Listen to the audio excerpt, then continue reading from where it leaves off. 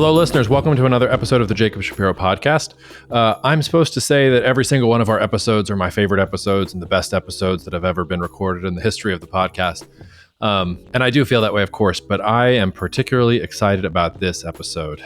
Coming on the podcast is Narath from MakeTimeFlow. I've had the privilege of working with Narath on some of the things that he talks about on this podcast for almost a year now.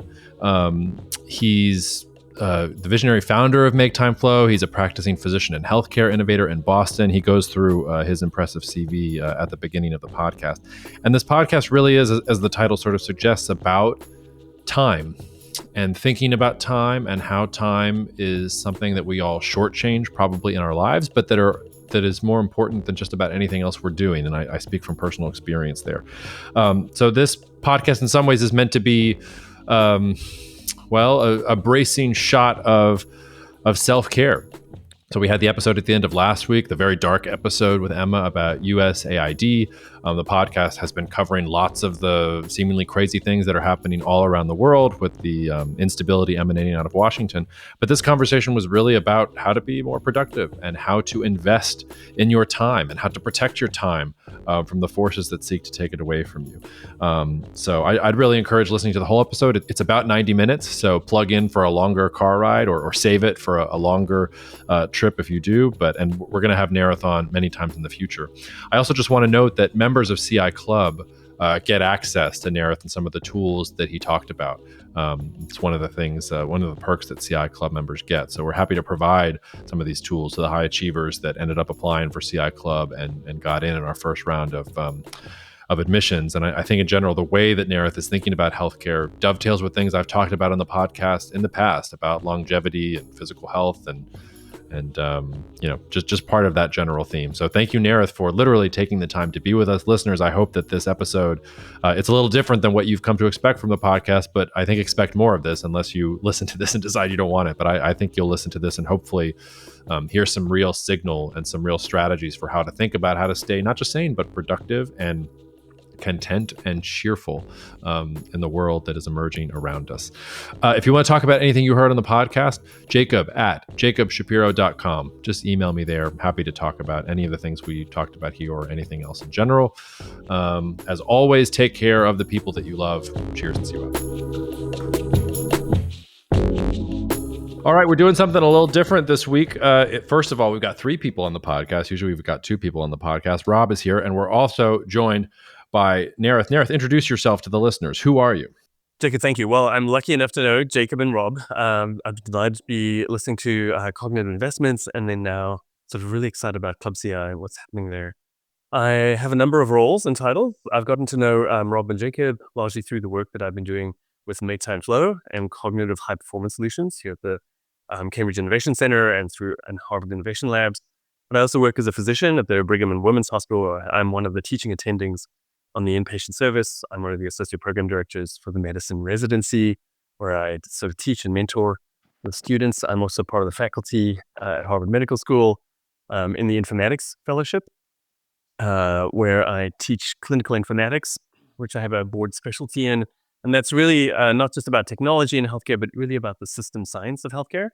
So it aligns a lot with, I think, how Jacob and Rob are thinking about things in larger systems. When I hear the podcast myself, the concept of geopolitics ties in really well to many of the concepts of systems thinking. So happy to dive into a few areas there. You have far more experience in certain areas, but there's some both systems dynamics modeling things that I find very interesting and maybe applicable to some of the listeners, and as well as some of the systems thinking approaches that I think I see you already embodying.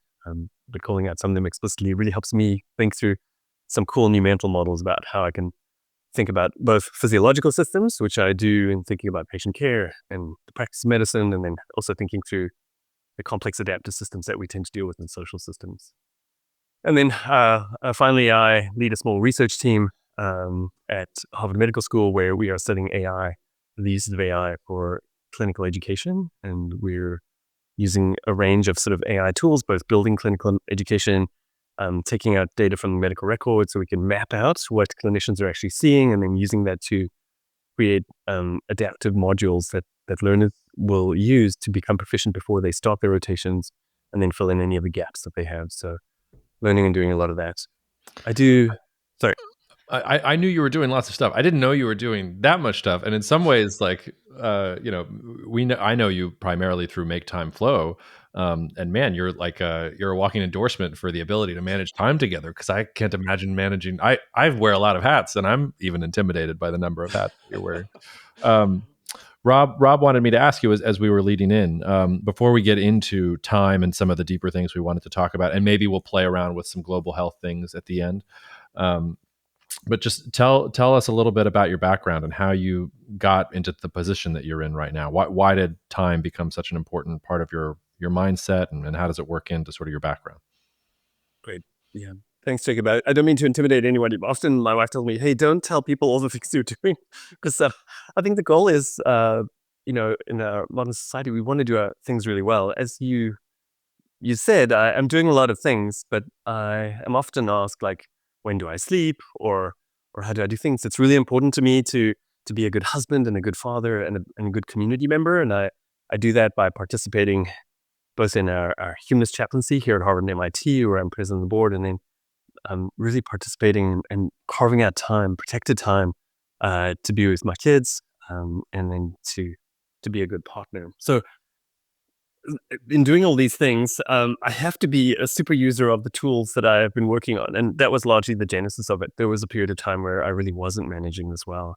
And in looking at those things, really came very close to burnout, I would say. I think that there's this tax that people who are trying to do good in the world often pay. And it's very explicit, actually, within medicine and within public health and in global health in particular, which is why this time is particularly challenging. Yes, public health can be very patronizing. People don't like to be told what to do.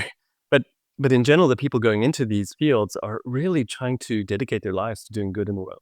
So what's this tax that you pay? Well, in medicine, it's really carved out and has actual, monetary numbers. So if you go into medical school in the US today and you choose to do primary care or a general specialty, you're basically taking like a few $1 million of earned income and just putting it away to do that field. So I don't think people are going in and then being disingenuous or being, purely motivated by money. That's not why you choose these paths. There are far more direct educational paths to generate revenue.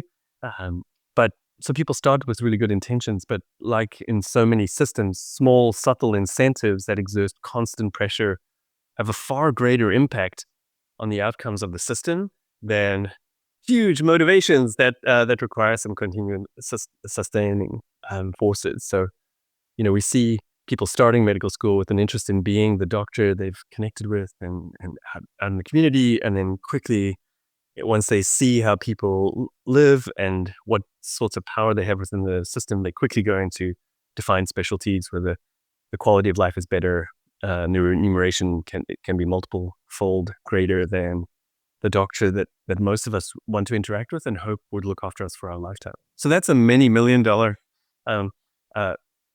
amount that you put to the side. If you are then a doctor who wants to work in global health, so I did this global health and social equity residency here at the Brigham and Women's Hospital. It's like the one of the only in the country. There are some other ones that are starting to expand, like UCSF, to do it. But Paul Farmer, Jim Kim, and Ophelia Dahl started Partners in Healthcare, and sort of they were residents. Jim Kim and Paul Farmer were residents here at the Brigham at the time, and changed how the world treated TB and HIV. They then started to create these different systems, and we actually get funding as residents to expand our residency by 1 year. We then start in second year going to train not just in hospitals and clinics here, but they send us to Haiti, and then to Rwanda, and then to other places in the world where we train as physicians to work in clinics and hospitals there, getting an understanding of like how to provide healthcare to everyone, like to the world, basically. Really, it's about how to work with systems, and largely the most useful places for us to go are in these systems that are really collapsing, and where you can, if you have some medical knowledge, you can be very helpful. In this training, you then leave this program and you say, great, I'd love to do global health. And so the path would be to apply for grants during this crisis of USAID funding that is now greatly at risk. But even with the grant funding, the vast majority of the time you would give of your time to go and work in Africa. And then you come back here, and because people didn't want to hire a doctor who's away for a bunch of time, you'd get the worst shifts. So you'd get night shifts most of the time. And then, so in addition to paying the general medicine tax in the primary care tax, you pay a global health tax, which is about $100,000 a year that you just give away to do work that you think is meaningful. So those I think of as like this tax of doing good. This applies in so many other places. So people, I think we could talk a lot about ethical investing and social investing, and there's a lot of critique around how at least the green funds haven't played out all the time. It does seem though that almost everyone has a philosophy in which they invest. Some other things to explore later. I think that people who are wanting to do good, the requirement seems to be that you should put some part of your self or your thinking aside and dedicate some time to that. When you start practicing medicine, then I find, like, I was doing primary care, and I was one of the teaching attendings in the largest primary care center at the Brigham, and I was doing some hospice work as well. But in doing primary care, I really wanted to take the best care possible for all the patients that I was privileged to work with. That meant not just seeing them in clinic, but preparing to see them in clinic. So they come in and they're like, hey, this is what's there. Here's some additional things that I've learned about that I think would be useful to you. And then following up with people. In general, the average primary care doctor in America has between 1,800 and 2,000 patients. And I imagine, like, oh, great, you should manage all those projects. They're going to do this while interacting with a system that's constantly changing. And then always there are going to be some of these patients that are sicker for you. I found that, like, I would just, even though I wasn't working in the clinic all the time, I was thinking about my patients all the time, and I was worried about them all the time. And then I knew from all the software development experience that I had all these tools to help me keep on track and to know what was and wasn't working. In the clinic, it just wasn't possible. Like, I just could not manage. We got terrible messaging systems. It was just crushing us. I would get, you get these requests for refills for stool softener in between the ones who are like, my chest is a little sore and I'm wondering what to do about it. Like, very stressful. So I found that I just was unable to be present for my family anymore. I was unable to find ways to develop and grow myself, and then I was just crushed under this burden of trying to do good, and then still never feeling like I did good enough. Right? I think that's the thing that people don't see in public health. Like, it's very hard to have this win, right? Because there's always somebody who is suffering, and how do you start feeling? When I got to that level, I started building a tool to help myself recapture my time and my attention. And that was this hardware timer. Rob's had a chance to experience it, and it radically transformed my ability. It was a subtle shift of switching, oh my God, how much time did I spend on that, to how much time do I want to spend on this? And I tried a lot of different timer tools. I tried like everything, like watch timers, other ones, but I needed something that I could just use all day, every day, to say, how much time do I want to spend on this? And then what does it mean to me? And then once I started doing that, I sort of reclaimed like an hour and a half a day from all the distracting technologies that were there. And then I started being able to, the kids would come and say, hey, it's time for dinner. I'd say, great, I'll be there in 5 minutes. Set a 5-minute timer, and I would get up and be there. I started just showing up. And then from there, I started diving a lot more into how do we manage our time? Why do we manage it? How do we prioritize things? How should we think about prioritizing things? Of course, there's a massive amount of both computer science sort of scheduling literature that I'd learned a little bit about. Before medicine, I did computer science. But there's a lot of sort of lay literature and advice. There's a lot of conflicting lay literature and advice that all is, conveyed in a very compelling package. But there's lots to think about for individual people. And it seemed to me that there are some emerging common good best practices that are worth considering trying. Then there's a lot of small experiments that are worth doing in a systematic way to see if they work for you or not. That emerged into a series of tools that I ended up building in MakeTimeFlow, testing a lot of them on myself, having amazing people who worked with me to test it, including you and Rob, who I'm very grateful for this very thoughtful feedback. And then I've been working to expand that. In doing the expansion, I realized not just do I enjoy building tools and sharing them, but it was also people like to learn from others. And so that's where we built cognitive high performance solutions to not just be tools, but also to be the ability to have one-on-one coaching, which is sometimes like really high performers. So many people in the rest of life have coaches. Then I started getting physician executive coaching and was transformative. A wonderful colleague, Michael Brown, who done it was, it just changed sort of the ways that I could think about trying new things. So the one-on-one coaching has been very powerful. How do I help people invest their time well? How do I help people think about how they're going to use their time and how do they design their time? And then there are higher and higher levels that you go to and like sort of optimizing your life. At the Yeah, same time, oh, sorry. it's funny. I want to talk about sort of time as capital, because we've talked about a tax on time and Yep. investing time already, like just sort of uh, not even meaning to at first. Also, yes, Rob and I have used some of your tools. I feel like Rob is your A+ student and I'm your C- student. I'm still here flailing, trying to figure out what my priorities are, so I figure out what tools I actually need. So I appreciate you being nice, but I feel like I've been an underachiever on this in my own life. But before because I think Rob can also ask you some questions and lead us on the investing time thought. But I wanted to ask, since you know do you find that this is a uniquely American problem? Do you find that this is a uniquely developed world problem? Like, I guess your experience has been in the United States as a medical professional, but I was just Correct. wondering if the general environment matters much. I was particularly thinking of it because I took my 2-month-old for a checkup to the doctor the other day, and I won't say who the doctor was or where it was because I don't want to get them in trouble, but they left up the screen on the computer in the office of all the appointments that were coming in that day and like what colors they were and where they were in the process. And so I just got to look at them, and I got to look at A, what people were coming in for, B, how many appointments they had stacked on top of each other.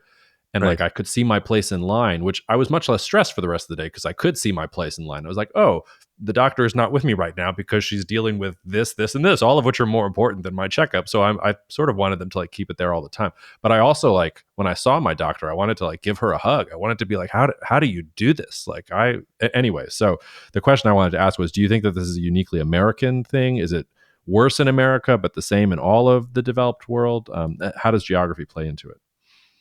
Yeah, I think a great question, a wonderful geopolitical question. Having some family in Finland and Scandinavia, and then some in France, where Rob can speak to as well, and then also having had experience in African countries, South Africa, Tanzania, Rwanda, and other places. I would say that there are different ways that people think about time and what they're supposed to use their time for, and what what the natural expectations in the society are for how you should be able to apportion your time. And there are countries that are more advanced, I would say, in their realistic understanding of a livable life, right? That are focused. And I think Europe is far ahead in this way, which is, you're not working to live. You're um, you're living. You're working to live, not living to work.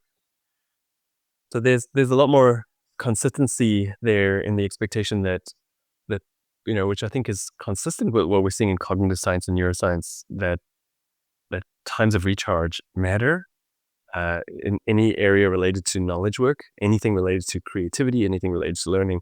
Those periods of time, because we have a human brain and not a computer throughput system, that having time where you're able to connect with meaningful relationships, having time to rest, having time to recharge, having time to let your brain do some of the processing through powerful silent time, um, all can matter.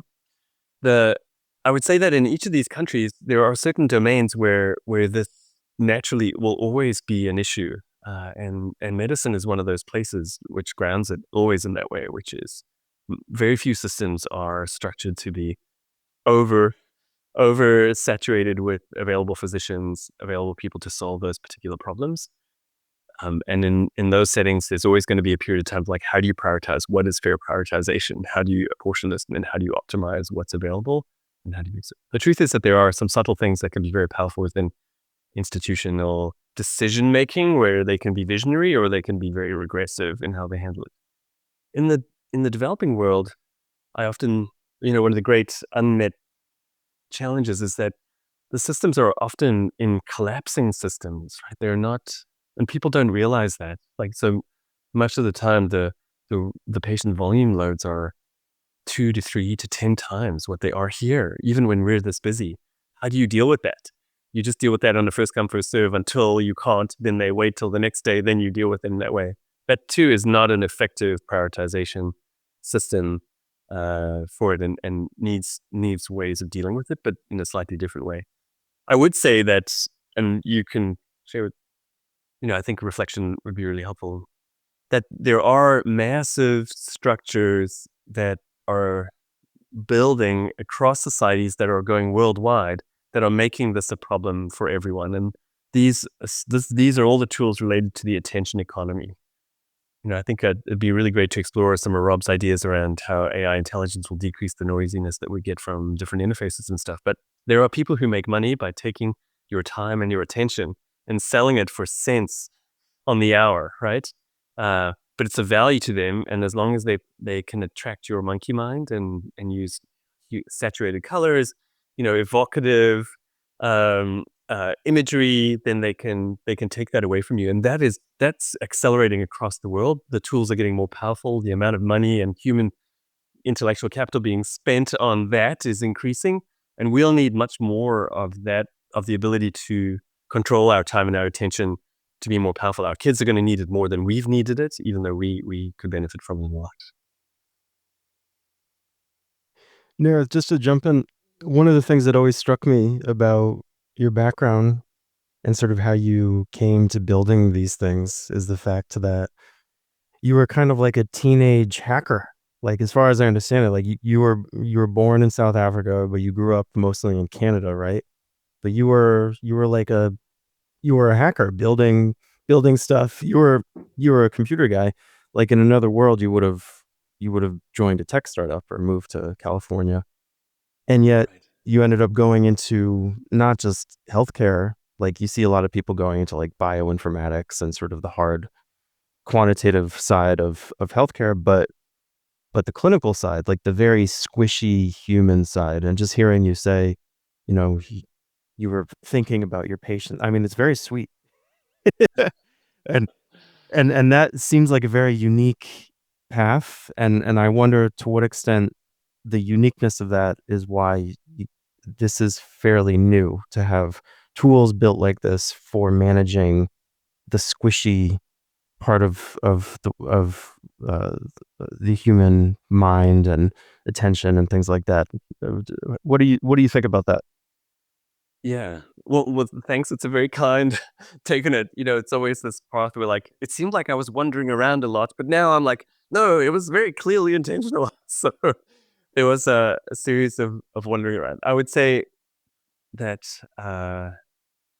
when I started doing computer science, I was, very interested in using it as a tool, especially to accelerate learning. So there was, this tremendous amount of human potential in Africa that's under-realized because there's lack of access to just things like basic education is a powerful one. So I was really interested in this idea that was emerging around expert systems.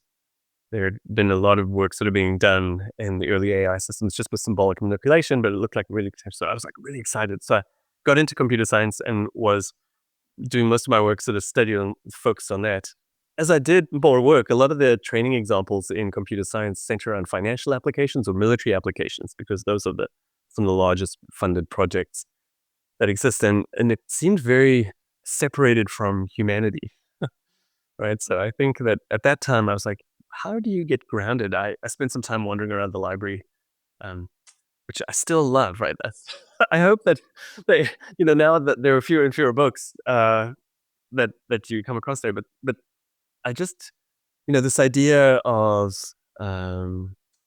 creating a little bit of chaos time in your life, this ability to just walk around and experience something that comes up. And I just, I was studying away and I was like, I'm going to take a break, got up and just walked into a random section and said, I'm going to look and see if there's a book there that's interesting.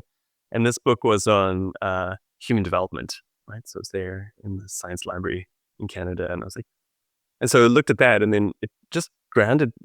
You realize how grounded medical science is in addressing human problems. And it just really resonated, this idea, like, computer science is very nice, but it can be so separated from connections to humanity. Having grown up in South Africa, but I had very anti-apartheid parents and a mother who was an artist and worked in the townships, and then a father who refused to work for any of the whites only hospitals. So even though we were like the children of these privilege, we were homeless for a while, lived in our car while we saved up enough money to rent a place, and then we're able to rent, but always questioning the authority of like the way things are, and then looking to see how do you help people? And that's what I saw people doing again and again and again. And so I guess that was always in the background for me, like, oh, that's the way to live. And so as soon as I stumbled across that, then I started doing my pre-med training in computer science in addition. So all my electives in computer science got to be organic and inorganic chemistry and fun things like that. Uh, um, and then I got, as I was going through computer science, there were all kinds of cool new things emerging. Computer science, robotics, AI was still very sort of like on the hard AI side, and sort of a lot of the even the statistical revolutions hadn't yet happened, but it's sort of been wonderful to see them happen. And then I worked in a large company for a while, and then worked on a bunch of startups, and did get some experience in what those were like, but still maintained this connection to how do you use these tools and technology to help people? Because it's one, very challenging, but two, if we can make progress there, it could be so rewarding. So I think that was the part. I would say that now, especially with this field, clinical informatics emerged in 2015, and many people, even in the informatics specialty itself, misunderstand it. They think it's about using computers in healthcare, and you're like, that's nice. It's like saying that cardiology is about stethoscopes. Right? This is Enrico Carreras, which he's a wonderful professor in Australia who talked about it. But that informatics is really about understanding the systems of healthcare and how to build systems that care for people. Initially, I thought that meant I should help people treat diseases. That's much of what the training is that we're receiving. But there's this much larger world that opens up when you start looking at, like, how do I help people manage their time? What does it mean to live a good life? Is what you come up. How should you allocate your time? And there's a whole new science emerging there, which I think we should dip into, just to make sure that the listeners are aware of it. But it's a stuff that I'm trying to learn as much as I can about it, and that's the new field of human flourishing. What does it mean to live a good life? What do we know about how human beings experience like optimal lives? We're starting to learn about that for tens of thousands of people across the world. It's not always the same for sure, but there are some fundamental principles that I found very powerful just to learn about, and I'm excited that others would learn about it, because it helps you really get off the treadmill and the rat race. And there are some fundamental flaws in our brain wiring that make us not good at intuiting these ourselves. Yeah, I think this is the epicenter of where philosophy actually needs to be today. Like, if you go back and think about what philosophers were writing about during the Renaissance or the Enlightenment and the rise of modernity, it was about, the relations between the sovereign and the individual and the community and the nation and blah, blah, blah. But as technology has consumed such an important part of our life, like the intersection of technology and human life is actually where these difficult questions are, because ultimately what philosophers were always asking was exactly your question, like, what is the good life? What is justice? How do I pursue justice? How do I do all these other things? And one of the weird things that has happened is that walk into any undergrad philosophy class today, that's not what you're talking about. And if you talk in those terms, you're probably talking to one of the neo-Straussian great books, crotchety old men who want to go back and just read Plato and nothing else. So I let's dive into human flourishing, and maybe define informatics too, because I bet that most listeners don't even know that word too. So let's not dip our toes in there. Let's dive in. Where do you want to start? Great. Well, let's start with informatics, and then, because I think we can spend most time on human flourishing, and the hope is that there are going to be some great questions we can sort of dive into more. Informatics is really the application of information science to care and caring systems. Is how I think about it. So this concept of the system science. When you would say come to work with or ask an informatician, they shouldn't just be able to tell you about the technology that is being used, but they should say, like, how does this interact with the system as a whole? I did a lot of work as the chief medical officer and the chief information officer for a company with Clayton Christensen here at Harvard Business School. We've really done a lot of work around disruptive innovation. And in that work, we were trying to improve collaboration across communities, both this, avoiding this giant cliff that people fall off when they leave the hospital, the clinic, and where they do most of their healing, and where much of the healing events that can happen will happen or not happen if they don't occur. So try to reduce that massive potential difference that occurs there by creating cohesive teams that are dynamic and allow them to interact in a role-based way was sort of the big experiment that we'd worked on. Through that, I learned a lot about the systems of care across America as they are practiced today by working with both payers directly to support populations, and then with these incredible groups that are treating complex kids, complex older adults, complex social determinants problems, working with hospital systems, and then working with some of these real activists, individuals working in communities. And I think from that one, what did I learn from the system science of healthcare? And I think that it's stuff that we may consider for another time, where we'll think about how will AI and all these changes happen in healthcare. I think there are really different 3 value equations that are happening within healthcare, and they're not always the ones that you want. That's what I would say was a big takeaway for me from the work that I'd done there. I saw then, as I'd done a lot of work inside academic medical centers, observing the practices of the systems there, I've seen a lot of validation of this idea of these 3 different value equations and how they interact. I would say that one of the big takeaways from there is that often it's nice to translate things into equations, but almost always, and especially in medicine, I hope that it's like this in finance, the vast majority of the time that you're working in systems, even when you think they're misaligned, they're filled with people trying to do good in the way that they understand it. And that's been my great humbling experience.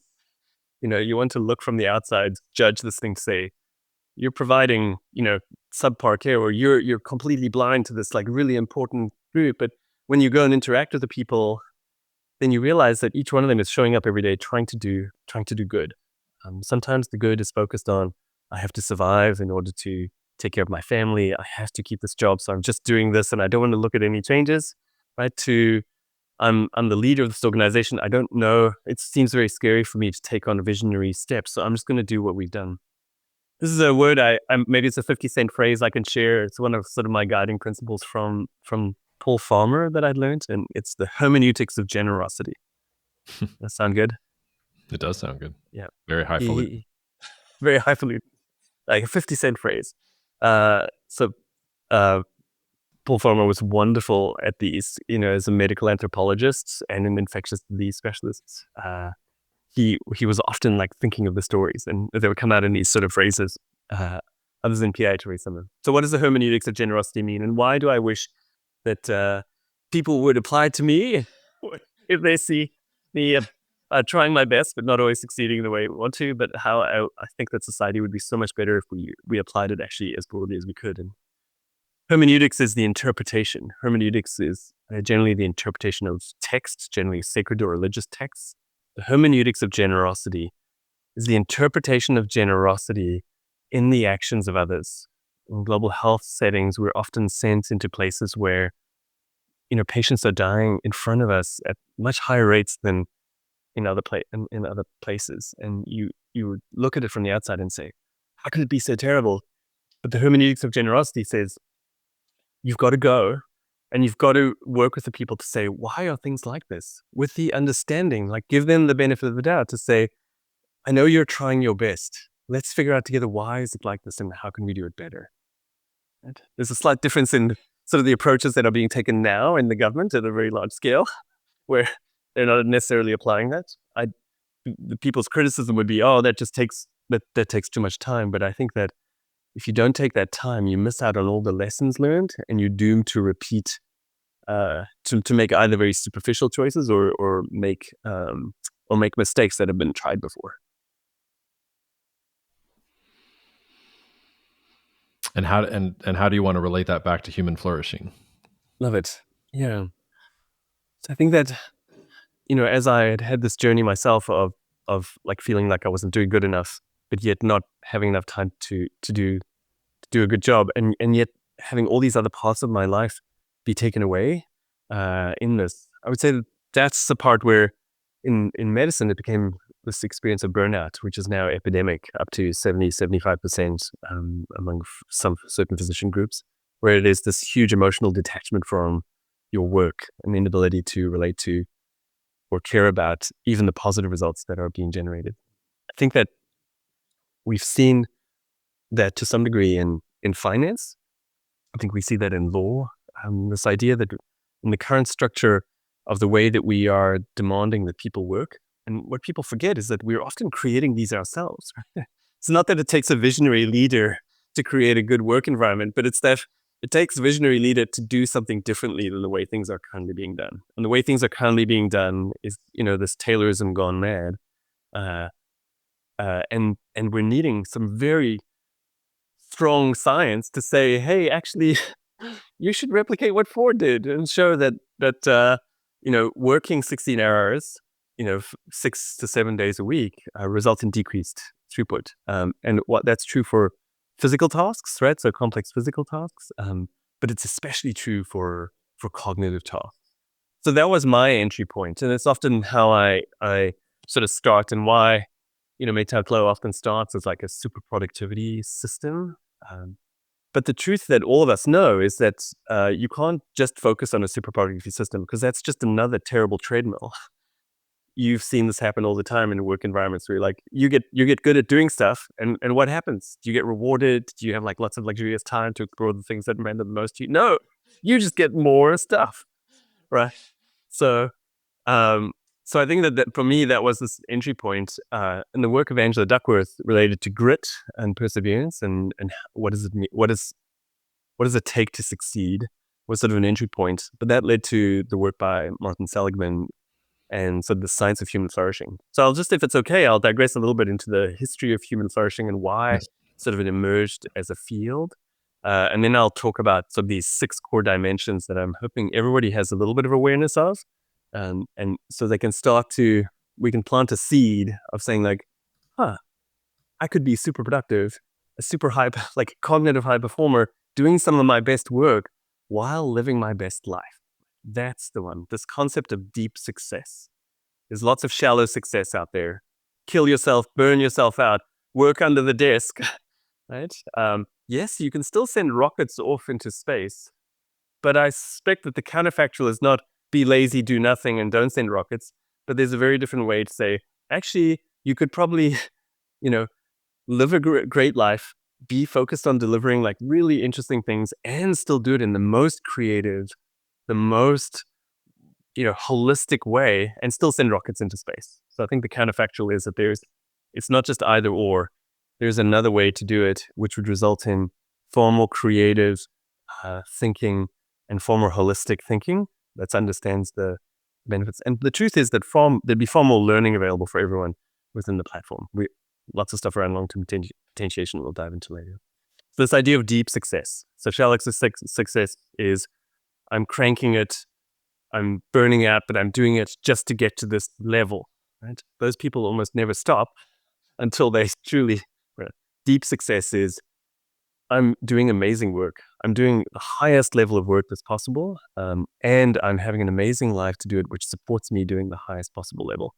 There are 2 new techniques that I've been using a lot to sort of be transformative, this cognitive, thinking of yourself as a cognitive athlete, and this idea of the value mindset and the hard work required to it, that we could talk about as a technique that has like really helped me change how I structure my days. But let's dive briefly back into human flourishing. So human flourishing is something that I wish deeply for everyone in the world. Yes, there are compromises in terms of how we do it. Yes, there are lots of other people sort of exploring this. And I would say if I was going to call out a truly transformative book for me, it's Enlightenment Now by Steven Pinker. It's this book that I think would appeal so much to this audience, where yes, as we hear all these events being reported, there's the negative filter bias for those being the most interesting and salacious, is you have to get over. And then so you are here all the time looking at trends, right? So it's about looking at trends, looking at patterns. That's the next level down. The underlying level below that in the systems thinking way is thinking of what are the structures? What are the system structures? in almost all socio-technical systems, one of the most powerful underlying structures are people's mental models, right, related to it. So when we think about these concepts of like these different levels, how do we think about an optimal life? Enlightenment Now talks about how you should be thinking about human evolution and the growth of civilizing effects across time, and provides some of the most compelling data that I've seen around we're actually improving despite all of this. We're making trends. Yes, there can be downward dips. Hopefully, we're not in one of those now. We'll see, but the arc of humanity has been moving us towards this concept that's more flourishing for more people. So, where did the study of human flourishing come from? I think in the 1950s, psychiatry and psychologists were realizing that in addition to helping people who were really struggling to live normal lives, right, to treat the diseases of the mind, they also had people who were coming to them and asking questions to say, hey, I'm doing fairly well, but I have this feeling that I could be doing better, right? My anxiety is not at a level such that I'm not functioning well. I'm functioning well, but like, is there a way for me to improve? And that started this field of positive psychology, where a number of people started getting together and saying, like, we're applying this scientific method to try to understand these complex fields around diseases of the mind. Is it possible for us to start to try to understand how people could function optimally? Is there a space? And that became positive psychology. A lot of it centered around the study of happiness. And for a while, there was a real push, Martin Seligman himself leading some of this work, to start to measure happiness as an additional indicator for countries, in addition to GDP. And to say, shouldn't this be part of a measure of whether a country is doing well, of whether the policies of a country are doing well? England sort of leading this one, and there was this, this global happiness index developing. At the same time, there's some data came out around studies helping people to start to focus on happiness. But when they did these studies, they found that the people who were focused on happiness as sort of a measure, like, am I happy or not? They ended up having 50% fewer happy experiences. They had 75% more depressive symptoms. And so like a lot less life satisfaction than the people who were not focused on happiness. And that was a big shock. And I think it's this difference between something as a direction. So happier. So as Oprah Winfrey and Arthur C. Brooks, am I happier? Happier is a direction versus am I happy? Happy as a state. And if you focus on happiness as a state, it leads to a lot of unhappiness, because there's a lot of time when you're not. Viktor Frankl's statement, I think, is one of the best, which is happiness is probably something you should let ensue from activities and not pursue it directly. So that was reaching some limits of positive psychology. At the same time, there was work being done by Mihai Csikszentmihalyi across many decades and across many countries. He'd gone out to originally to study high performance and was studying artists in these different communities. What he noticed was like that they didn't describe happiness. And all these world-class athletes and they didn't describe a sense of happiness, but they described a sense of optimal human experience, this idea of being in the zone. And what was surprising was that these were not passive times for people. It wasn't sitting vegging, with like a load of candy or whatever. That people would enjoy that as an initial experience, but then didn't enjoy it in the long term. But people were there pushing their bodies to the limits, often their minds to the limits, and yet coming out of those experiences exhilarated, right? And then being able to do that again and again and again and again.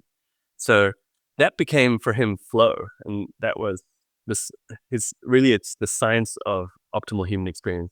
From that, they started replicating these studies across many different groups and societies, and realized that people in all walks of life, not just superstar athletes and Nobel Prize winning scientists, experience flow, but people experience flow in a ton of different ways.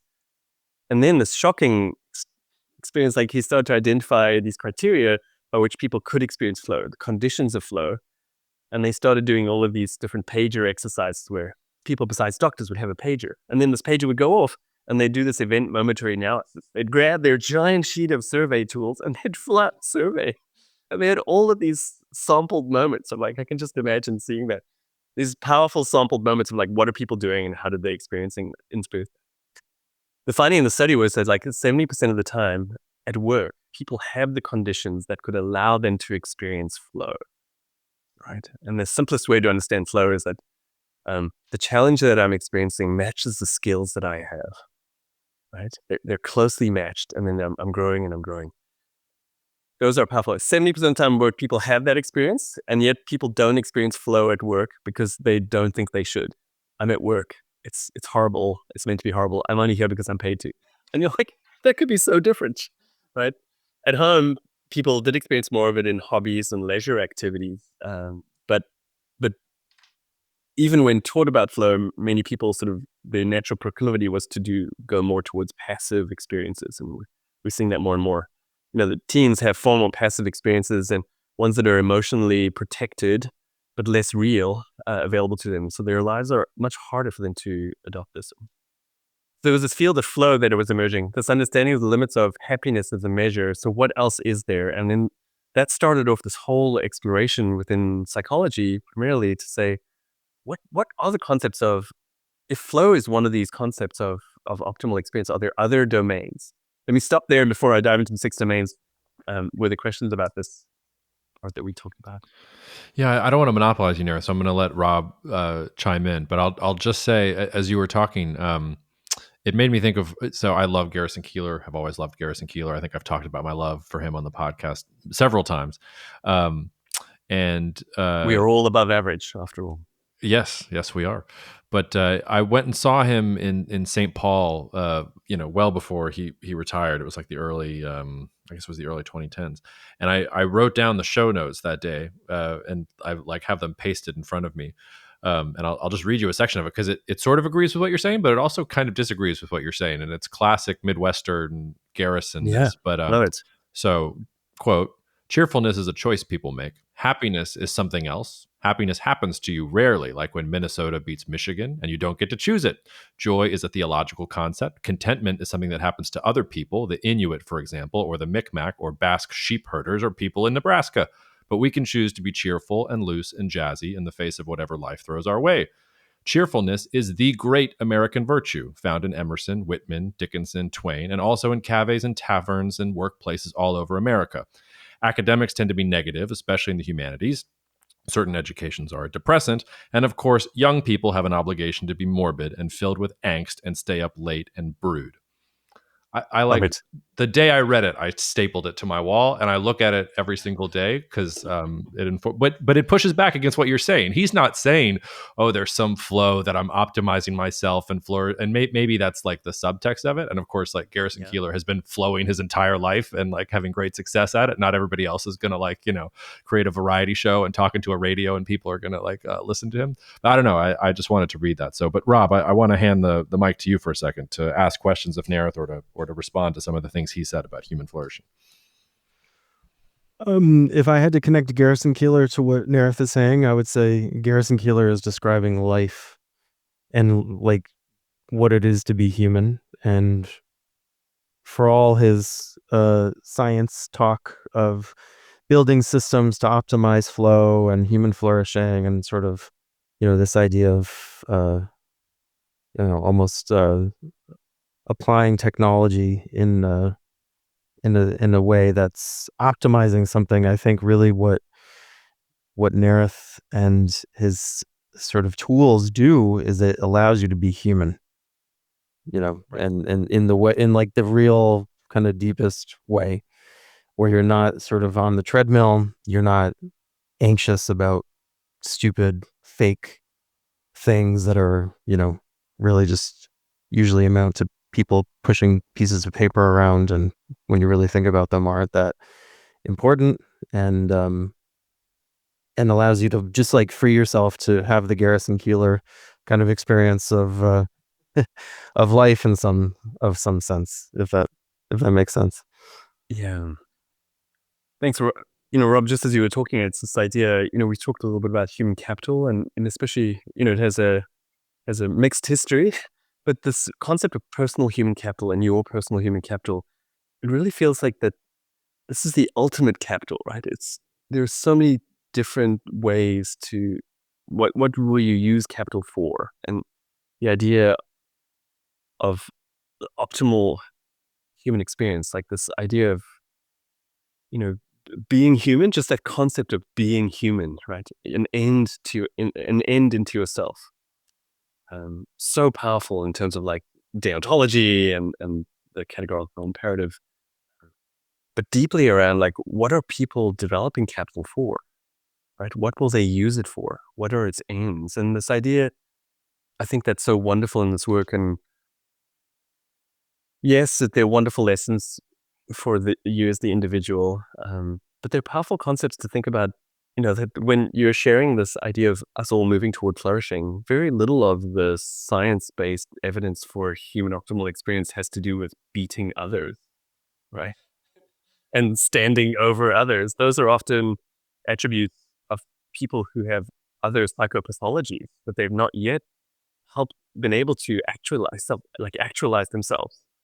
This idea of human capital, but also this concept of self-actualization. What are all the potentials that are within each of you, and what are their capabilities?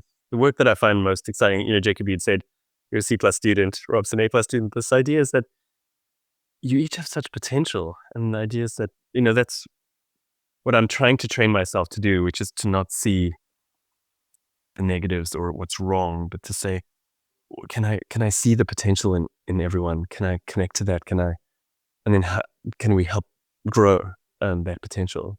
You have so much potential waiting there in terms of how you think about your time, what you spend your time on. Rob is realizing some of these potentials, and I get to experience it because he's using some of the tools that are there for it. Everybody's going to have sort of a unique path in. I think there's some commonality and I'm hoping that human flourishing is helping us all to understand, because we have a human brain inside a human body with this metaphorical human heart that's so connected to us. There's going to be a commonality of how we move toward flourishing. There are environments that we can create that are not, that should not end the world, right? But that can be a part of a healthful, vibrant, living world. There's a lot of commonality there. And then there's going to be a uniqueness about how each of you takes those final few steps to true excellence that's unique to your strengths and skills. A unique path into it, tremendous commonalities that we're trying to do, that we could create environments that do a lot more, and then a unique, this unique fingerprint of your specific strengths and skills that help you maximize both your experience of life and what you're able to contribute to the world. That's how I think about and see things. The tools I see primarily being sort of like in this middle zone, and I'm trying to learn what are the right ways that engage with them. So yeah, it's funny that I'm also like I'm conscious of time myself here, because like this is a podcast episode and we put a certain amount of time on the calendar. So as we're talking about time and flourishing, I'm looking at the clock and like, oh, how much time do we have? And I didn't ask him if he had a hard stop or things like that. So Narath, tell me if you do have a hard stop right now. But I wanted to till 12. Yeah.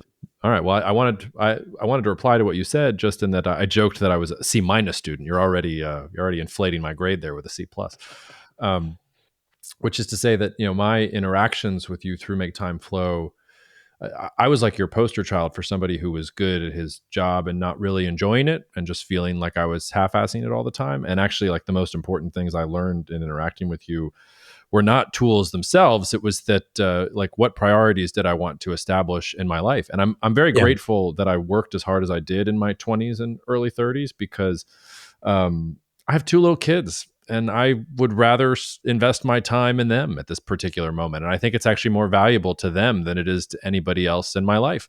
And so rather than feeling like I'm half-assing being a parent and half-assing being a geopolitical analyst, I was like, okay, like, I'm going to full ass being a parent, and I'm going to be okay if I don't spend the 10 hours I used to, like, doing the research and creating the incredible piece of, writing that I had before, because I did that for over a decade. And when I need to sit down and get it out, I can get something down that is still insightful. And like, there will be a time again for me to dive into those sorts of things. So ironically, like when you said working to live, like, I'm the poster child for working to live. Listeners might be surprised to know, like, geopolitics is fine, but if I won the lottery tomorrow, I would not continue churning content out. I would go do some other things. It's flourishing in a different sense. You probably feel a little bit different, Rob, but that's one of the ways that interacting with you has helped shape me, which is why I say I'm the C- student, because like I'm still at that top layer of like, what do I want out of my life in the next 2 to 3 years? And then once I like have that sort of hard encoded, like how much I want to do, I feel like I can come back to you and say, okay, here are the tools, or here's the time that I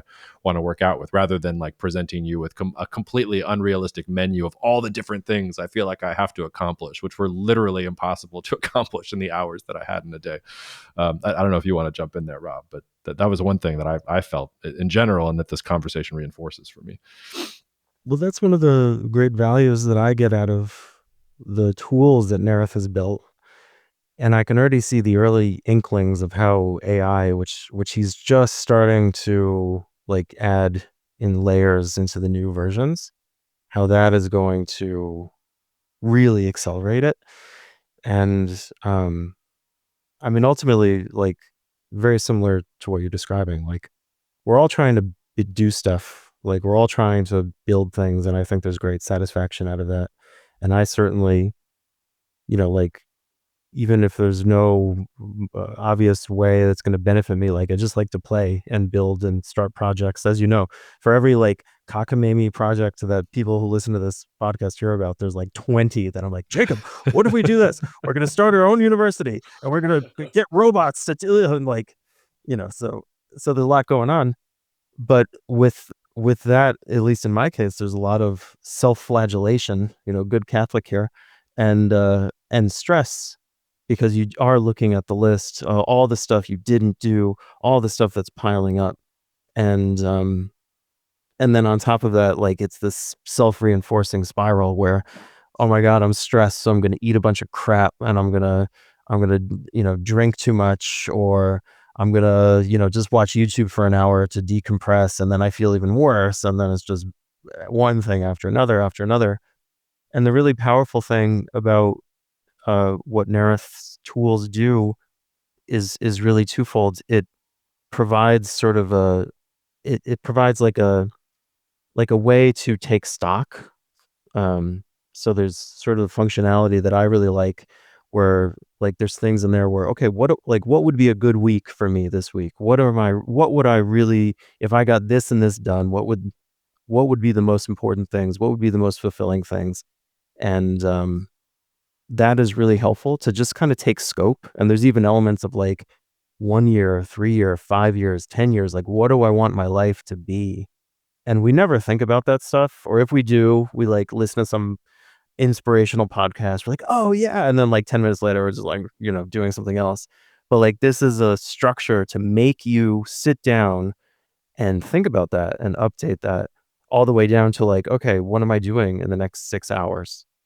And so that's a big part of it. But then within that, sort of taking your time, blocking it out, identifying what are the things, like having a list of things to do in what order that you want to do today. And sometimes you have to switch that up because things come up. It's an enormous de-stressor. So sort of getting the scope, getting the perspective, blocking it out, chunking it out into small, attainable parts that at the end of the day, you could be like, hey, that was something toward what I wanted to accomplish. And then having that system where like, I really like, there's sort of a shutdown function where you go through, okay, did I take care of all the loose ends today? And then it's like shut down. And then like the other night I was home with, and there's a million Slack messages coming and all this stuff, but I knew I had taken care of all the important stuff. And, for me, evening time is like peak work time on the East Coast. So like everyone's like, oh, it's hard to turn it off. But I was able to I was sitting with my baby daughter and just like watching her, almost like meditating on her. Like I wasn't one eye on the phone. I wasn't thinking in the back of my head, like, oh, I have to do this. I have to do this. Oh, don't forget to do this. The usual kind of manic brain. And I could just be with her in that moment, not just doing anything special, just just being. And that was like I know a lot of really wealthy people who are miserable shits who never have an experience like that. And thinking about human capital and investing your time, it's just I don't know. I'm very happy with the system. Great. That's my Great. review. Well, no, and it's beyond that too, because sort of what I was saying was like I spent I worked my entire 20s, like from the day I graduated university until like today. I've had a working job, and I've like devoted myself to being good at what I've done, and like that was investment of time, and it was investment of time so that now I get to my mid 30s, I'm buying my time back. Like one of the hardest things for me has always been like I've basically been working on and off at startups or at small things or building my own brand since 2014, 2015. And I remember when I started, I operated under a principle of say yes to everything. So there was no speaking gig too small, no potential client too flimsy, like no geography where whatever the time zone was, like I would be there because I was building a career and I felt like I really needed to put myself out there. And that's the flip side of flourishing, I think, Narath. If you're dealing with Jacob in his 20s, like there was no make time flow for me. It was like, let's hustle, like make time hustle, make Jacob like do the things that he needs to do, because I don't have the security, I don't have the ability to do that. But then you get to this point, and this has really only happened to me in the last 6 months, where I was like, you know what, it's okay to say no. It's okay for me to say these are my office hours. If you want to get to me during my office hours, I'm here during my office hours. If you need me outside my office hours, let's see if you pick up the phone and call me. Because if you don't, you're probably not worth the time I would spend in creating a whole nother structure in my life to make sure that I can service you at this particular point in time. And it's been really hard for me, like the ability and the capacity to say no, because and this is one of the reasons I asked you about the geography question, Narath, because I think this is particularly bad in the United States. We have the disease of more. We valorize work. The startup life is like, yeah, and I worked on the weekend and I worked through this and more hours and more hustle and more grime. I look at these bajillionaires like, who are trying to become wannabe oligarchs. And it's like, if I had $1 billion, you think I'd be messing around with the Department of Government Efficiency? Like something is warped in how they're thinking about things. Cause I'm at the point, I'm not even close to a bajillionaire, but I'm buying my time back. I'm saying no, like to Rob's point, I would like to sit in my living room with my toddler throwing cookies at my face and my little one crying and Daniel Tiger on the TV, because that's actually great. Like that's actually like I feel much more cheerful in that environment than I do like peddling my wares. Anyway, sorry. So Rob and I have talked for a bit, Narath. You can take us in any direction you want. Yes, no. I think it's great. I think that you're right. Like this concept of hustle culture is big and deeply steeped in the ethos. I think that from anecdotal evidence, which is largely what the business biography world is full of. I did it this way, so you need to do it this way.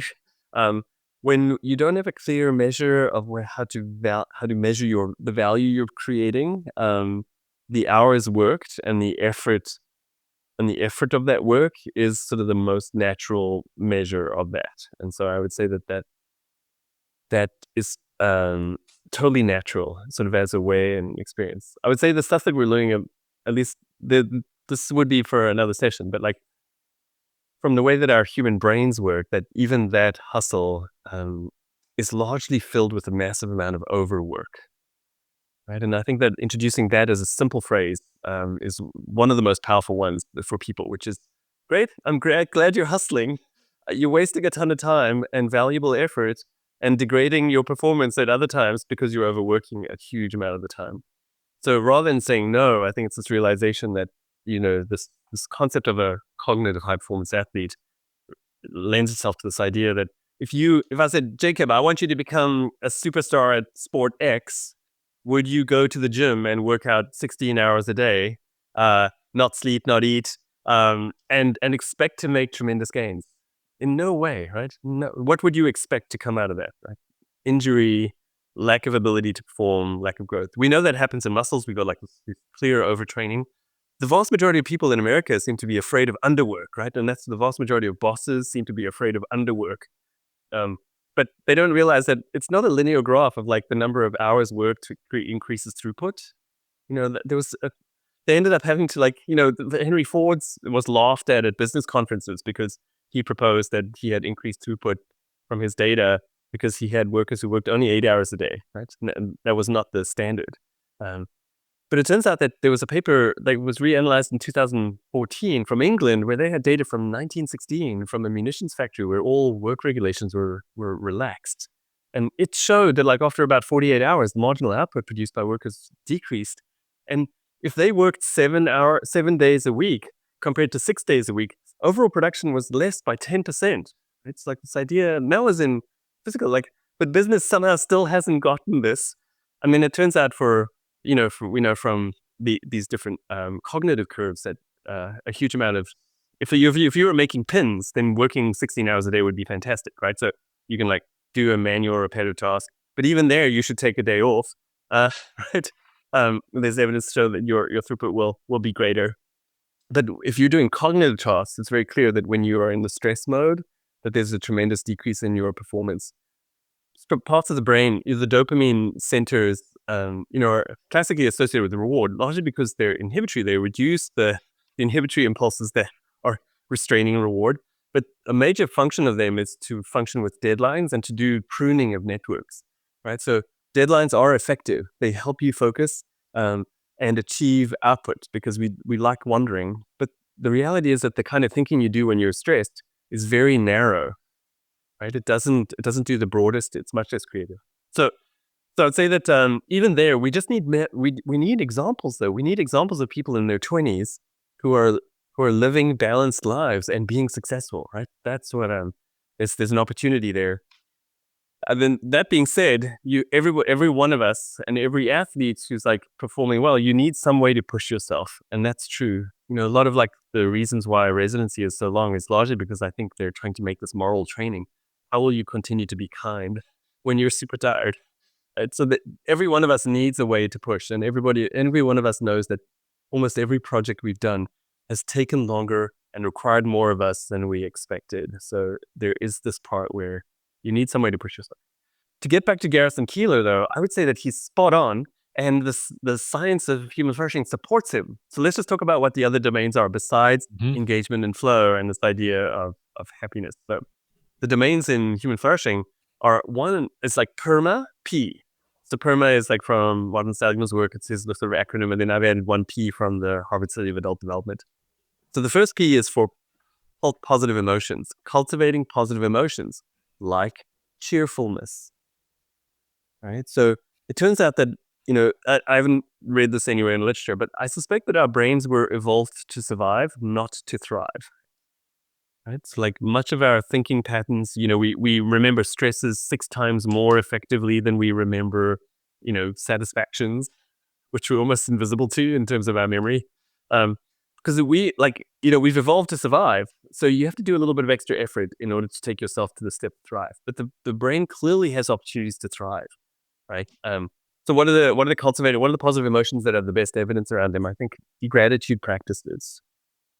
This is the one where like it seems that it's preventive of depression. Like this is the idea we're going to need stability, and that's the way to like not to do it in a sappy and an insincere way, where it's just performative, but to like cultivate some way to practice gratitude. And it feels like as I've been trying, like meditation, it's like your eyes open to this thing that's already there. So how can we be grateful for some of the things that are there? There's a gratitude journal practice. There's a worry journal that's related to it. That there are some of the techniques that are out there. Cultivating cheerfulness and the expectation of like that happiness is a choice is a large part of what's there, but like this move towards happier is the concept. Joy, is one like, oh, that's so nice, but I think mostly it's contentment, and we're seeing a lot of the other evidence around being much stronger as a motivator. So that's P. E is engagement and flow. When you're engaged in the activity, you're much more likely to experience flow. You're much more likely to do a better job. It's much more likely to be comprehensive, formal, creative, and you're likely to learn more out of it. So R is relationships, right? And relationships, the R of relationships is massive for us as human beings. Not only are relationships related to like an increased life satisfaction, they're also related to increased longevity. Much more for men than it is for women, but even for women, there's increases in longevity when they have relationships, and it's related to increased cognitive health. So this is our human heart. Our human heart is powerful, right? So the longest in the Harvard Study of Adult Human Development is 84 years now, 3 generations now, with very varied ones. The quality of relationships is one of the biggest predictors of longevity for people, and also for quality of life. That's PER, right? So then the M is meaning and purpose. Viktor Frankl, I think, sort of the leading sort of thinker in that space around logotherapy, and this concept that if you're tied to meaning and purpose in your work and life, then you can do amazing things, right? You can do things that no one else would be able to do for that. And I think that's a lot of what I'm seeing in both you and Rob, right? So not only are your families changing you, but your ability to say no is guided by what you think matters in the world. And you see this as an opportunity. I'm hoping that in the finance world, that I sort of get to know more within it, that I'm seeing a lot of people with a lot of dissatisfaction there, because while they're very good at moving money, they're not connected to meaning and purpose in their work. And they're finding that how to reconnect with those. I see that in law. I see that in medicine. Cultivating meaning and purpose in your life. I ask people to think about it. As Rob talked about, people don't do this really well. Some of the tools, but they are okay to answer questions about it. And that's the funny one, which is you give people a slightly structured tool. They'll spend the time and they'll do it in an invested way, but they won't sit down by themselves and think for 5 minutes about it. They're like, this is too hard. So that's where I'm seeing like providing tools like the flourishing map and the compass inside the tool. And then AI conversations here with a helpful guide can be tremendously powerful. So that's the stuff that we're seeing emerging inside the platform, and can be radically transformative in people's directions, especially around their 5 and their 20-year goals, but it can be instantly transformative for people's experience of their work right now. So that's meaning and purpose. The A is for achievement. Achievement really was the hardest one for psychologists to add in, because it really seems about external validation. The rest of them sort of much more internal. But this is a work by Angela Duckworth, and grit and perseverance as sort of being one of the characteristics. It aligns with Arthur Brooks's work on the science of happiness. Satisfaction is really determined by our ability to say, like, we did hard things and we succeeded at it. And when we get things given to us, or they're easier than expected, our satisfaction is actually less. Right? So we see this a lot in people with tremendous wealth. And I think it's one of the great challenges of the children of people with tremendous wealth, which is it's really hard for them to find that level of satisfaction, achievement. In that one, I often, external validation, external achievements can matter, but the data suggests that internal achievements are far more powerful, right? It's like 1/3 to 2/3 is sort of how I think about it. The same side is external measures of validation could greatly erode intrinsic motivations. And we've seen this in medicine and in teaching in particular, where all of a sudden people start paying me to be a good doctor, and the professionalism degrades. So there's some real risks related to doing that well. So that's the PERMA. And then the other P is physical health and exercise. I think, Jacob, you're sort of my poster child for this, where it's such an important part for you. I think there's a lot to suggest that we are not brains floating in mass. We are brains in a body, and that human beings think better, we function better, we live longer when we move our bodies, right? So there's data emerging around creativity and walking and otherwise. I would say that it's important that there's one of the things that can be a real power up in the brain that people should find out about is this default mode network. Have you heard about it, Jacob? No. The default mode network. So, I've looked at, trying to sort of like keep up on how do we do complex problem solving. And this is really because I started looking into multitasking. And, the neuroscience literature is pretty clear. We don't multitask on complex problems. We monotask, or what they say is task switch. And it looks like there are 3 centers in the brain that all work together to help us solve problems. They're massively connected to the rest of the brain. And when we give them problems, those centers fire. When we give them 2 problems to solve at the same time, only those same center fire. The problem with multitasking is that it's not just that we need to load up new information, which we're aware of and takes a small amount of time, but the filtering mechanism to filter out all the extraneous signal not related to that problem takes time, up to 18 times longer than the switch for it to start filtering. So your internal filters are ineffective when you're multitasking, right? Leading to degradations in performance, somewhere in the range of like 20% to greater, right? More errors, taking you longer, and then your long-term learning is gone, right? So your brain doesn't know what to potentiate. So the emails you're receiving in class while trying to listen to something that you're trying to understand, you're not going to remember that. It's like a waste of time, right? So those are elements. That same area, if you let it go quiescent, you don't give it an active problem to solve, it synthesizes, because it's massively interconnected, it starts synthesizing everything you experienced that day, and it's called the default mode network. It came out of a story about noise. They were putting people into these MRIs and then having them relax, not think about anything. And they were waiting for the signals there to go dark because like the signal was like, well, when the brain active, it's lighting up. As if like, look, stop thinking about things. And like, I'm not thinking about it. And it didn't go dark. And so it realized that like this part of the brain is actually active when you're not using it. And that became this default mode network. The brain is active. These are when people give them no time during the day to activate this, they only find their big ideas happen in the shower. But you can take advantage of this multiple times a day, like I do, right? So you go for a walk, not listening to anything, right? And then as you're coming back, you have all these insights about the work that you're doing and how it interconnects and what's related. That's the power of these performance breaks and the default mode network. Seems to be evidence from world-class scientists and others are like, it's probably around 45 minutes and then like a 5 to 15 minute break. And then after 90 minutes, around a 30-minute break. Seem to optimize our ability to maximize that thinking. Probably have limits around 4 to 5 hours of truly optimal thinking throughout the day. And then you need sort of some serious recharge. You can have a small dip if you recharge well during your trough period. If you don't, your performance the next day is massively undermined as well. So that's stuff about cognitive values. So those are the 6 domains. I think they tie into Garrison Keillor's. He's emphasizing cheerfulness, which I think is a wonderful sort of virtue. I think many of Aristotle's virtues sort of lie within that space. But so cultivating positive emotions, engagement and flow, relationships. Many of them make the time, right? Real friendships, not just deal friendships. Meaning and purpose. Align it, can transform instantly your experience of the work that you're doing. Achievement matters, right? Especially when you do hard things, and then physical health and exercise. Man, we've already gone. We're just going to have you back, Narath, because there's no way we can cover all the things I want to cover. I have a question that I want to ask Narath, but Rob, do you have something you want to ask before I ask it? And because I think we do need to start at least getting in range of an ending here for this first chapter. No, go ahead.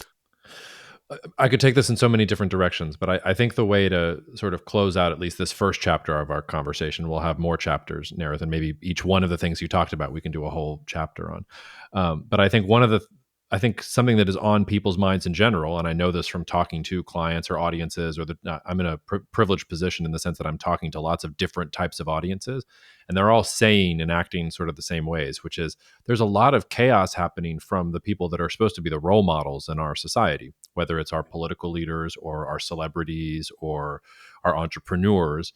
Like none of the things that you talked about are mainstream. Nobody is talking about these things, and nobody's talking about human flourishing when dealing with the demise of health in the United States or in fixing the U.S. healthcare system, things like that. So how do you think about? And then there's also you alluded to it, but I mean, social media is toxic.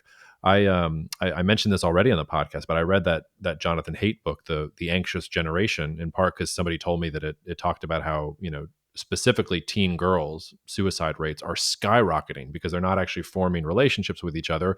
They're getting their sense of self-worth from social media. And if you just look on Instagram or TikTok of how things are supposed to do, of course you're going to be miserable. And then you've got these like increasing rates. And it was like absolutely mind-blowing. But so like the things that we do and engage with, like also they hit the negative stuff. Like we want the negative news. We want the negative clicks. I'm going to post this podcast on social media in the hope that lots of people retweet it and like it and share it with their friends, right? And blah, blah, blah, blah, blah.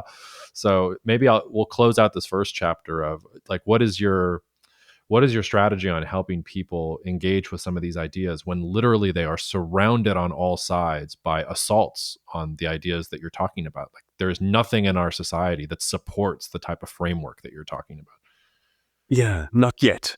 And can I piggyback on that before you answer, Narath, just very quickly, because this is related to what Jacob's saying.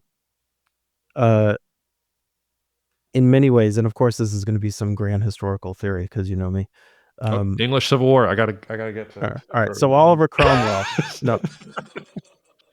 No, but just getting to what Jacob's saying about the negative aspects of current society and technology.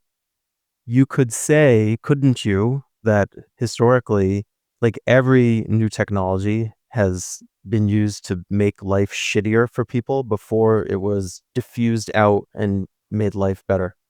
So like, think of people flocking into early factories and life is horrible, but then the same sort of uh, energy usage and technology that enabled, Dickensian England also led to the social movements and the, protecting work weeks and women's rights and all this sort of thing. And life got better for people doing physical things.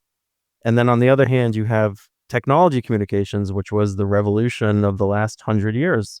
And if you start off and it's just another way to flog people into line, and you have the Japanese salaryman like killing himself on the job, and all of the things, and which went into overdrive as Jacob just described with internet 2.0, social media, communication technologies, bringing us down to the lowest common denominator, which I think TikTok. By the way, I watched a girl on the plane in front of me yesterday, and she was going through her Bumble. It was the most depressing thing I've ever seen in my life, just watching her swipe through these poor bastards. But anyway, clearly we're in the nadir of some of these things. But based on that theory, like, and what we've talked about so far, I certainly, for one, see hope that people are like, as the technology gets better, and I think AI is going to be a big part of this. Like, we're past, like, it's darkest before the dawn, in other words, and people will use these technologies to improve their own lives in the much, not in the physical sense, but in the mental sense, in sort of elevating, to another level. Or are we all just going to become TikTok zombies, like slavering It's away? funny, Rob. I don't often find myself the pessimist in the conversation, but I'm more thinking about it as like how to erect Fortress Jacob against all of the forces that are coming for me, AI included. So, Narath, I can't wait to hear your answer to this. It's an amazing topic. I would say there's so much to dive into. I would I would say that the lack of really strong examples for this, I'm always wondering, and I think that I see this a lot in how I see both of you sort of thinking about geopolitical ones. And it's, for me, it's this difference between like weak free thinking and strong free thinking. It's like weak free thinking is, I'm sort of heterodox and I'm going against sort of built-in an authoritative dogma, but I'm not looking outside the boundaries. Right? I'm not asking hard questions. I'm not asking them to say, how do you validate this against reality? Strong free thinking is on the other side, where you're like, how do you see around the box? I appreciate that you've had I've been trying to be compelling. I've mentioned science. What are the like? What am I not saying? What's outside the box? And I think of that when I think about society and like, who are these people who show themselves to be leaders? Elon Musk is such a great challenge to this, right? He brings in a bed, he sleeps there. He's like the opposite, right? He's like hustle culture exponential.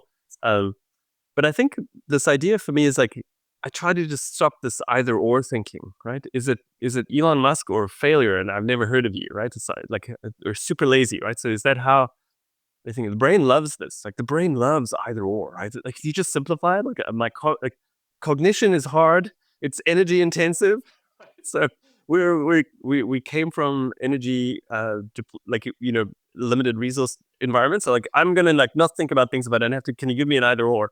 But I think this idea of counterfactual thinking is really powerful, which is I appreciate that there's one counterfactual. Are there other counterfactuals that let me think about it? And the counterfactual is um, Elon Musk is well rested. He's cultivating great relationships. When he comes to solve really important problems, he commits fully, right? But then he thinks in a much more holistic way. He thinks more broadly and deeply about it and still executes and makes significant runs, but they're far more aligned with moving our society much more to flourishing than just solving immediate things that seem to be good at you should bash, right? Or you should launch. But how do you do that? So there are other counterfactuals. There are like 100 other counterfactuals that should be considered as we think about it. So I think about that now whenever I think about the news. My my my my best, like I have many concerns. I did this talk at this endocrinology conference on AI and health equity, and my two challenges to them were, it's possible now that people could have access to helpful clinical guidance, right?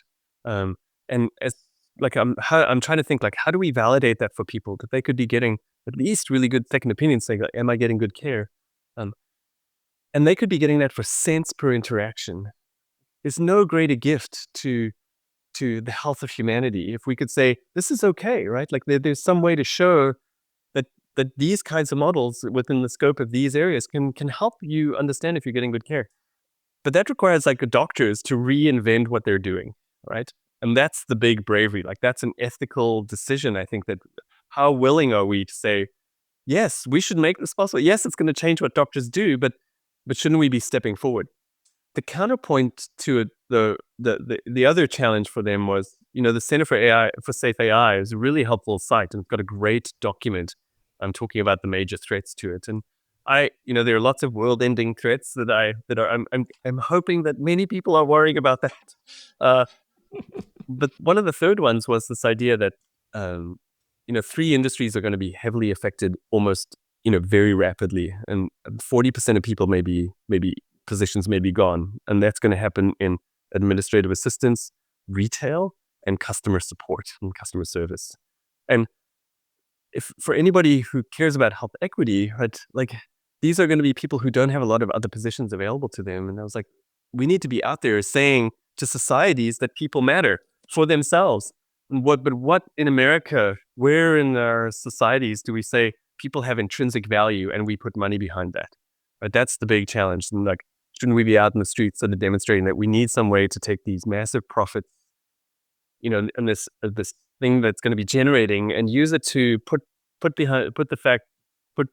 money behind the statement that says like we think everyone has worth and value. My last one is just a physiological example because I'm like it's helpful to learn from physiological development. While we're learning a lot that it's not as straightforward, the triune development of the brain. Do either of you had? So like these 3 parts of the brain that developed, and like there's some compartmentalization in the brain. The reason the model doesn't work as cleanly as we'd like is that there's lots of interplay between even these sort of like sections that supposedly evolved at a different time. So the first part is the amygdala, and this is the reptilian brain. When we do studies on animals, like this is the part of the brain that when we're studying those parts of it, they're very similar in lizards as they are to us, and especially in mice and rats. The amygdala really is focused on fight and flight, right? Like it knows a few things. It knows about smell and taste. It knows about sex hormones. It knows about stress hormones. There's no visual cortex. Very powerful. When this one is activated, it takes a lot of mental energy to overcome those impulses, but they're necessary for us to function well in society. So that's the amygdala first. Then there's the larger cerebral cortex that develops, right? So then this is like the major motion movement centers, detecting lines. We see the more evolved animals having centers like this. But there's a part of our brain that's very unique, and it's why we can wear hats, right? And that's the prefrontal cortex. And the prefrontal cortex is the part of the human brain that we seem to have invested the most in the last periods of time. We've invested in developing a huge amount, and it's why our foreheads have become like from our sloped foreheads of our ancestors, our foreheads are higher, and you can wear hats now. And the prefrontal cortex is incredibly interconnected. The vast majority of our neurons go from the other centers, even from the amygdala, through that to the activation centers. And its major purpose is inhibitory. Its purpose is to inhibit the impulses from the other parts of the brain to make sure that we function socially well, and we can control ourselves enough to follow, to work to solve complex problems. There's a lot of abstract thinking. There's a lot of other things that are there as well, but it's a core part. It's one of the latest parts in teens that fully myelinates, which is why like the teen brain is much more impulsive, is what we thought. And that to me is what's happening in society, which is we have this amygdala, we were fighting, and fight and flight, and societies were structured at this basic level, might is right. Then we developed these much bigger sense organs that allowed us to have more complex societies with interactions, developing beautiful things we can see and hear, right? But now what we've gotten is this explosion of information, and now the signal to noise ratio has flipped, right? So previously, to get information, you had to hunt a library. They were generally reasonable quality information. It was at least certainly the best that humanity knew. Now, in the last 40 years, it's flipped, and now we have far more stuff coming in, but the noise to signal ratio is lost. And now we need some kind of social way to have a prefrontal cortex, and that's what I'm actively trying to build tools for. I could go on, but I think we should be respectful of everybody's time and the listeners' time, and say, Narath, thank you. And I hope that you'll come back on and we'll pick up the conversation from there. Thank you guys so much for making the time. Yeah, thanks. This is a real pleasure. I so enjoy the podcast and learning so much from it. So thanks for having me on. It's a real honor.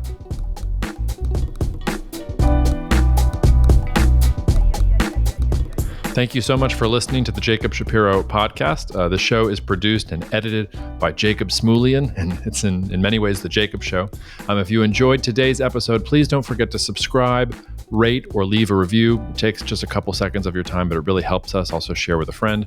If you're interested in learning more about hiring me to speak at your event, or if you want to learn more about the wealth management services that I offer through Bespoke or at Cognitive Investments, you can find more information at jacobshapiro.com. You can also write to me directly at jacob@jacobshapiro.com. I'm also on X for now with the handle Jacob Shap. That's Jacob, SHAP, no dats, dashes, or anything else, but I'm not hard to find. See you out there.